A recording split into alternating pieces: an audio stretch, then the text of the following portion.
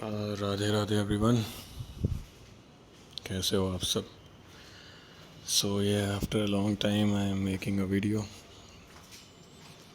Because lot of thing happened in between. PO के results में हुआ नहीं, IBPS PO और RRB PO दोनों में ही इंटरव्यू में उतने अच्छे नंबर मिले नहीं थे, तो I will share their score cards also. But आज थोड़ा ठीक लग रहा है क्योंकि आज IBPS क्लर्क का रिज़ल्ट आया एंड मैं दिखा देता हूँ आपको। मैंने छत्तीसगढ़ से अप्लाई किया था, 47.25 है। मेरा हो गया है। बैंक ऑफ बड़ौदा मुझे अलॉट हुआ है। सो फीलिंग काफ़ी अच्छी है। एक वो रहता है ना कि काफ़ी सारे एग्ज़ाम्स आप फेल होते जाते हो, फिर अचानक से एक एग्ज़ाम पास हो जाते हो। सो फीलिंग अच्छी है एंड थोड़ा माइंड नेगेटिव हो गया था बीच में, बट अब ठीक है, माइंड अब सही है। सो मैं मार्क्स दिखा देता हूँ आपको। मेरे जो जनरल अवेयरनेस में मेरे मार्क्स हैं वो 8.25 है। अब मैं रियलिटी में बताऊँ तो मैंने इसका ज़्यादा पढ़ा नहीं था, स्टैटिक ही पढ़ के गया था। उस बेसिस में ही मैं पहले से ही सोच लिया था कि ये मैं होता नहीं है मेरे से CA, उतना अच्छे से याद करता भी हूँ तो भूलता ज़्यादा हूँ। तो इस बार सोचा था कि 10-11 नंबर ही के लिए पढ़ूँगा स्टैटिक, एंड मेरे हिसाब से मार्क्स भी ठीक ही ठाक आए हैं। 8.25 में इतना भी एक्सपेक्ट नहीं करता हूँ क्योंकि मैं मोस्टली पढ़ता भी हूँ CA। मैंने पहले भी बताया कि मैं पढ़ता भी हूँ, उसके बाद भी CA में वो यही हालत रहता है मेरा, 4 नंबर 5 नंबर पे जाके अटक जाता हूँ पढ़ने के बाद भी। इस बार तो फिर भी मेरे हिसाब से ठीक ही आ गया। सो ये CA में 8.25 है। इंग्लिश में मेरे मार्क्स हैं 28.50।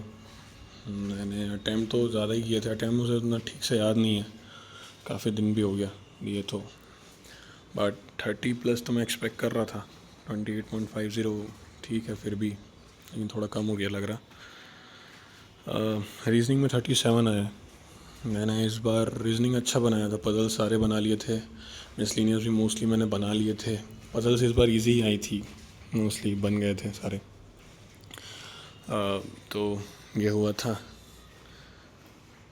रीजनिंग ठीक है, रीजनिंग का मार्क्स ठीक है मेरे हिसाब से। तो मैथ्स में मैंने अटैम्प्ट कम किए थे, वो DI है, वो पजल वो आया, सॉरी वो आया था ना, कुछ केसलेट था शायद, उसमें ही मैं उलझ गया था। केसलेट या एक DI में उलझा था मैं, ठीक से याद नहीं है, बट मैं फंसा था। सो आई वॉज नॉट एक्सपेक्टिंग मेरा 20 भी आएंगे। इसमें भी मैं कम ही एक्सपेक्ट कर रहा था कि कम आएंगे 20, तो फिर भी मेरे हिसाब से मुझे ज़्यादा ही मिल गया, 20.75। सो मेरे ओवरऑल मार्क्स जो बने हैं वो 94.50 बने। मेरे जो पिछले साल के जो मार्क्स थे उससे तो ज़्यादा ही हैं।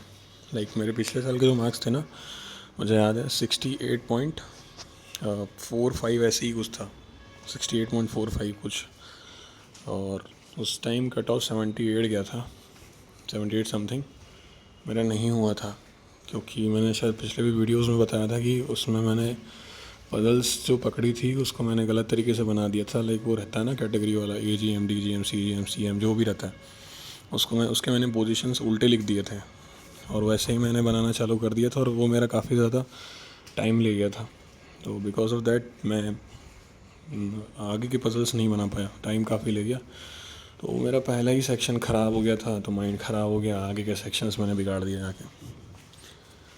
बट इस बार वैसा सब नहीं हुआ, इस बार सारी चीज़ें ठीक से ही चली। रीजनिंग को मैंने अच्छा ध्यानपूर्वक बनाया था। तो ये रहा मेरा रिज़ल्ट, फाइनली हो तो गया। एक्साइटेड भी हैं, नर्वस भी हूँ, तो देखते हैं आगे के लिए। बाकी मैं कुछ डायरेक्शंस भी दे देता हूँ आप लोगों को जिनको थोड़ा डाउट हो रहा है। इसके बाद मेडिकल होता है, मेडिकल होगा, सबको मेल्स आएंगे, मेडिकल करवाना रहेगा, ठीक है। तो जो जो उसमें टेस्ट दिए रहेंगे वो करवाना रहता है, ठीक है। ज़्यादा कुछ उतने नहीं रहते टेस्ट, बट ठीक है, जब तक आपको कोई मेजर इशू नहीं है आप डिस्क्वालीफाई नहीं होगे, मेडिकल उतना ज़्यादा स्ट्रिक्टली फॉलो नहीं होगा। सो जब अगर एकदम ही ज़्यादा कुछ सिक हो तो फिर आप उसके मेडिकल रिपोर्ट्स भी शो कर सकते हो कि अगर आप एक वर्किंग कंडीशन में हो तो उतना ज़्यादा कुछ इशू होने वाला नहीं है, सब चीज़ नॉर्मली रहता है, तो मेडिकल को लेकर डरना मत, निकालते नहीं हैं, ठीक है। सो एंड उसके बाद होता है डीवी, डॉक्यूमेंट वेरिफिकेशन। उसमें क्या मैं डॉक्यूमेंट्स बता देता हूँ आप लोगों को कि क्या क्या ज़रूरी होगा। देखो, जो कास्ट सर्टिफिकेट्स रहते हैं ना, उसको रखिएगा, उसको फॉर्मेट सही रखिएगा उसका। और मोस्ट इम्पॉर्टेंटली मैं जो EWS से आते हैं, मैं उनको ये पॉइंट आउट करके कह रहा हूँ, आप सारे अपने डॉक्यूमेंट्स को, जो EWS जो सर्टिफिकेट रहेगा उसको प्रॉपर फॉर्मेट में, और जो भी फाइनेंशियल ईयर उसमें लिखना रहता है, मुझे नहीं पता उसमें क्या रहता है, लेकिन मैंने ये पिछले साल देखा है लोगों का। That's why I am saying EWS certificate properly maintain कर लो, अभी से ही टाइम है, हो जाएगा, ठीक है। जो भी बनवाना है, जिसने भी मेहनत करना है, बैठो बस मत, जल्दी से उसको करवा लो, क्योंकि मैंने नोटिस किया है EWS थोड़ा स्ट्रिक्टली वहाँ पर चेक होता है सर्टिफिकेट, ठीक है। एंड बाकी भी कास्ट सर्टिफिकेट भी स्ट्रिक्टली चेक होता है, ऐसा नहीं है, बट EWS वाले जो भी हैं उसको बनवा लीजिए अच्छे से फॉर्मेट में, ठीक है। बाकी मैं शुरू से बता देता हूँ, देखो 10th का मार्कशीट लगेगा। अब जो लोगों ने CBSE 10th से किया है तो उन, और जो स्टेट बोर्ड से किया, वो ऊपर में लिखे रहता है 10th marksheet plus passing certificate, वो मार्कशीट ही आपका पासिंग सर्टिफिकेट रहेगा। पासिंग सर्टिफिकेट आजकल मांग लेते हैं, that's why I am saying कि पासिंग सर्टिफिकेट रखना। दूसरा 12th का मार्कशीट, उसका पासिंग सर्टिफिकेट। अब अगर आपके पास पासिंग सर्टिफिकेट नहीं है 12th का, जिन लोगों के पास नहीं है वो लोग क्या करेंगे कि डिजी लॉकर खोल के वहाँ से अपना पासिंग सर्टिफिकेट आप डाउनलोड कर सकते हो, वो वाला भी चल जाता है, तो कोई इशू नहीं होगा आपको वो पासिंग सर्टिफिकेट में। देन उसके बाद आते हैं आपके मार्कशीट, कॉलेज के कंसोलिडेटेड मार्कशीट जो भी रहेंगे, जितने भी मार्कशीट हैं आप सबको वहाँ पर रखोगे, सब चेक होगा, प्लस डिग्री आपकी चेक होगी, तो डिग्री रखिएगा ही रखिएगा। ऐसे नहीं कर सकते कि आप मैं डिग्री नहीं लेके जा रहा हूँ, अगर आप डिग्री नहीं लेके जाओगे ऐसा कोई इशू तो नहीं होगा, वहाँ पर वो अंडरटेकिंग साइन करा देते हैं कि आप विदिन 6 मंथ ये डिग्री शो कर दोगे, प्रोविजनल अगर लेके जा रहे हो तो वहाँ पर अंडरटेकिंग आपका साइन हो जाता है, तो 6 मंथ में दिखाना ही पड़ेगा। इससे अच्छा आप एक काम करिए कि उसको बनवा लीजिए। मैंने भी बनवाया था, मैं छत्तीसगढ़ में हूँ, तो मैं यूनिवर्सिटी से ही, मैंने यहाँ की यूनिवर्सिटी से थोड़े जल्दी रिक्वेस्ट करके उसको बनवा लिया था, तो आप भी अपनी यूनिवर्सिटी में रिक्वेस्ट कीजिए, उसको बनवा लीजिए, क्योंकि वो इम्पोर्टेंट डॉक्यूमेंट्स में ही आता है, ठीक है। यहाँ से प्रोसेस बस डॉक्यूमेंट्स का ही रह गया और मेडिकल का रह गया, तो उसमें ये ट्राई कीजिएगा कि आप अपने तरफ से पूरा रेडी रहो, ठीक है। सो ये सारे डॉक्यूमेंट्स आप रखिएगा, है ना। और भी कुछ डॉक्यूमेंट्स, हाँ, एप्लीकेशन रीप्रिंट आएगा, उसको रखना पड़ता है, उसको भी रखिएगा, ठीक है। क्योंकि वहाँ पर क्या होता है ना, आपका सर्विस फाइल बनता है, तो सर्विस फाइल उसी में से ही सब कलेक्ट करके बनाते हैं, तो सब चीज़ अपना ठीक से रखिएगा, ठीक है। बाकी जिन लोगों का सेलेक्ट हो गया है, जो भी सेलेक्ट हो गए हैं उनको कॉन्ग्रेचुलेशंस।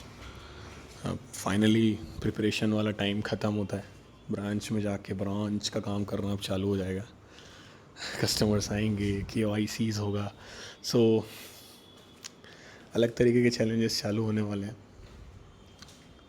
ऑल द बेस्ट आप सभी को, जिन सभी का हो गया है, all the best for your future. जिस तरीके से प्रिपरेशन किया उसी तरीके से काम भी करिएगा।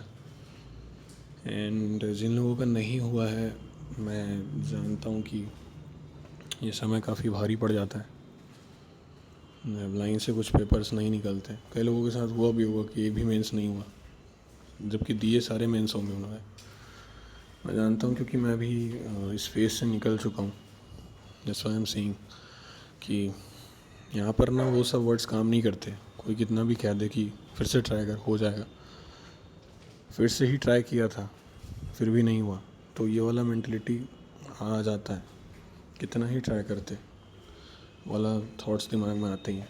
इस मोमेंट किसी का भी वर्ड काम नहीं कर रहा होता है, बट मैं बस इतना ही कहूँगा कि अब इतना दूर आ गए हो तो आगे तो जाना पड़ेगा ही। ट्राई का बात मैं नहीं करने वाला, बट उठना तो आप ही को है, तो उठना तो पड़ेगा, क्योंकि at the end of the day you only have your self. कोई कितना भी कह ले कि साथ हैं वो सब कहने की बातें होती हैं।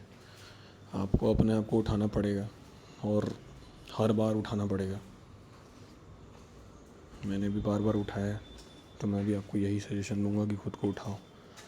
आज जितना भी ख़राब लग रहा है लगने दो, आने दो। कई बार हर बार रोकना सही नहीं होता।